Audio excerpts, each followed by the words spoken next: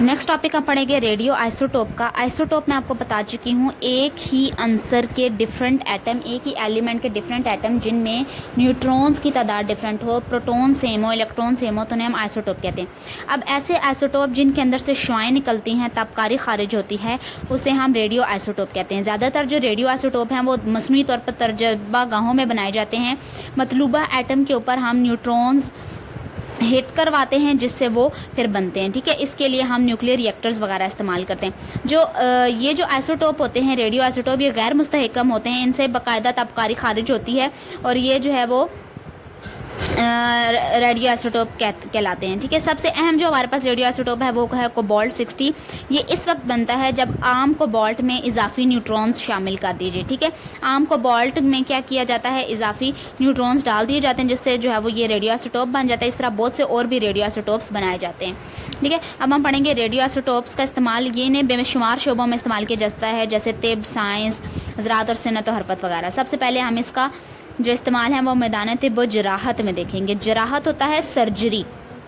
Radio isotopes रसोलियों की तशखीस के लिए काम आते हैं, यानी कहाँ पर किस जगह पर जिस्म में रसोली है उसकी तशखीस के लिए काम आते हैं। इसके अलावा जो माय रेडियो आइसोटोप होते हैं उसकी एक थोड़ी सी मिकदार रसोली में टीके के ज़रिए पहुंचाई जाती है जिससे खून जो है वो मतलूबा हिस्से तक पहुंचा देता है जहां पर हमने रिसर्च करनी होती है। इससे निकलने वाली जितनी भी तापकारी शुआएँ होती हैं ये बीमारी का सुराग लगाने में हमें मदद देती हैं। अब यहाँ पर जो है वो आप शक्ल नंबर 10.10 अगर आप देखें तो इसमें आपको दिखाया गया है कि एक मरीज़ के गले में जो है वो रसोली हो गई, ठीक है। उसको लोकेट करने के लिए, उसकी निशानदेही करने के लिए गैलियम 67 को उसके खून में इंजेक्ट किया गया।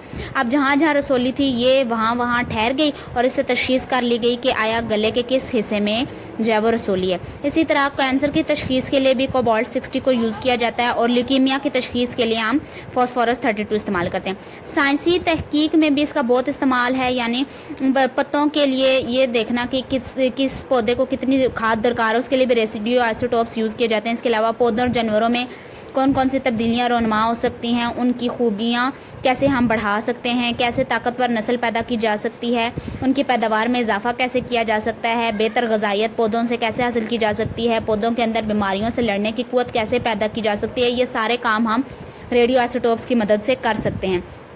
इसके अलावा हम चट्टानों की उम्र और इनके अंदर जितना भी मवाद है उन सब की उम्र का पता चलाने के लिए रेडियो आइसोटोप कार्बन 14 यूज़ करते हैं। इससे हमें पता चल जाता है कि इस चट्टान की कितनी उम्र है। इसके अलावा सनती शोबे में भी इसका इस्तेमाल है कि ज़मीन के अंदर जो पाइप दबाए जाते हैं उनमें अक्सर औकात सुराख हो जाते हैं, लीकेज हो जाता है, ठीक है।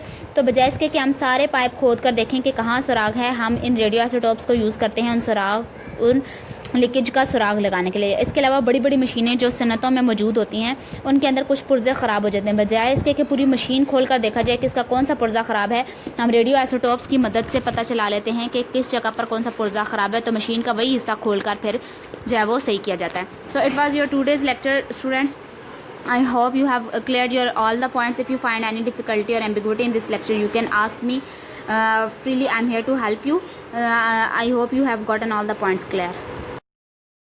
Please do learn all the topics carefully and do their HA on your rough register. Allah Hafiz. Take care of yourself. Take care of your family. Stay home. Stay safe. Subhanakallahumma wa bihamdika ashhadu an la ilaha illa anta astaghfiruka wa atubu ilaik.